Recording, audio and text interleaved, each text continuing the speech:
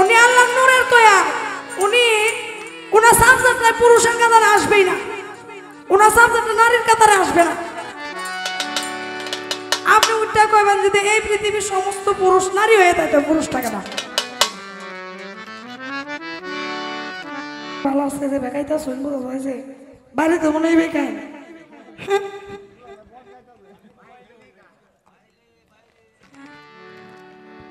অত্যন্ত চমৎকার আমার ভাই হবির সরকার।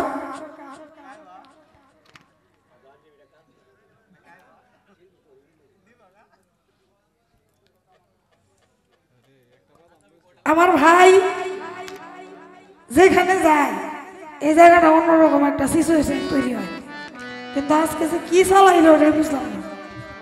হ্যাঁ, আমার ভাই হবির সরকারের কাছে আমার একটু জানার বিষয় থাকবে যে কি আপনি যেহেতু বলছেন চার জাতের পুরুষ অমুক নারীর সাথে অমুক নারীর মিল, আপনাদের পুরুষের মধ্যে কিন্তু 4টা জাতের 3 ভাগে বিভক্ত করছে। একটা পুরুষকে 4টা জাতির মধ্যে 3টা ভাগে বিভক্ত করছে। এই 3টা ভাগের কি নাম আর এই 3টা ভাগের কি কি কাম, আর আমরা এইখানে যে পুরুষগুলো আছেন আপনারা, হ্যাঁ, এই 3 ভাগের মধ্যে কোন ভাগের মধ্যে পড়ে এইখানের পুরুষগুলো যারা আছে, আজকে এখানে পুরুষ যারা আছে তারা কোন ভাগের মধ্যে পড়ে? 3টা ভাগের কি নাম আর কি কইছে শুনছেন? প্রশ্নের উত্তর দিছে যে উনি যদি কোন জাতের পুরুষ এলা যদি কয় তাহলে নাকি ডাকাত হয়ে যাবো, তাহলে এটা একটু কই উঠে। হ্যাঁ, আগে কিন্তু আমি ছাড়া দিচ্ছিলাম, এখন কিন্তু ছাড়া ছাড়ি নেই। আপনি যে কোন জাতের পুরুষ একটু কইন যে উঠে মানছে হইনা দিব না যে অভিল সরকার অভিল সরকার এই জাতের পুরুষ। একটা কথা কইছে কি যে এই পৃথিবীতে একমাত্র পুরুষ হচ্ছে হযরত মুহাম্মদ সাল্লাল্লাহু আলাইহি ওয়াসাল্লাম। কি কইছে কি জালালউদ্দিন সাহেব গানের মধ্যে লেখছে। জালালউদ্দিন সাহেব একজন সাধক ব্যক্তি, একজন কামেল ব্যক্তি, লেখছে যে এই জগতে যত পুরুষ আছে সবাই নাকি নারী, শুধু একজন পুরুষ। একজন যদি পুরুষ হয়ে যায়, আপনি কইছেন কি হযরত মুহাম্মদ সাল্লাল্লাহু আলাইহি ওয়াসাল্লাম, আমি ওনার স্থানটা বাদ দিয়ে কইতাছি এই একজন পুরুষটা জায়গাটা একটু কইবেন। আমি আপনার আগের কথাটা মানি না, আপনার আগের কথাটা আমি মানি না যে একজন পুরুষ হযরত মুহাম্মদ সাল্লাল্লাহু আলাইহি ওয়াসাল্লাম, উনি ব্যতীত আর কোনো পুরুষ নেই। না, ওনাকেও কিন্তু এই সাবজেক্ট থেকে বাইরে রাখছে। উনি নবী, উনি পুরুষও হইতে পারেন না, নারীও হইতে পারেন না। উনি আল্লাহর নূরের তৈয়া। উনি ওনার সাবজেক্টে পুরুষের কাতারে আসবেই না, ওনার সাবজেক্টে নারীর কাতারে আসবে না। আপনি উঠটা কইবেন যদি এই পৃথিবীর সমস্ত পুরুষ নারী হয়ে থাকে পুরুষটাকে না আমার বাড়ি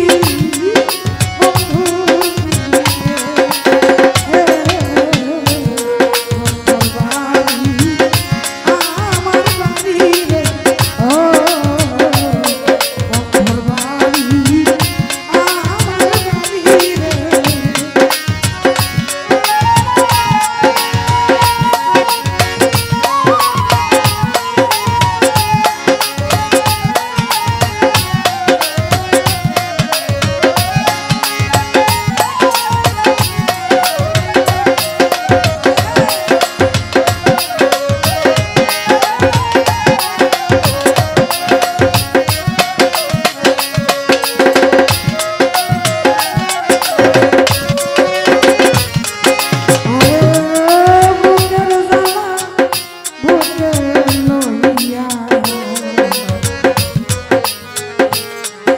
পাথর হইয়া মরি।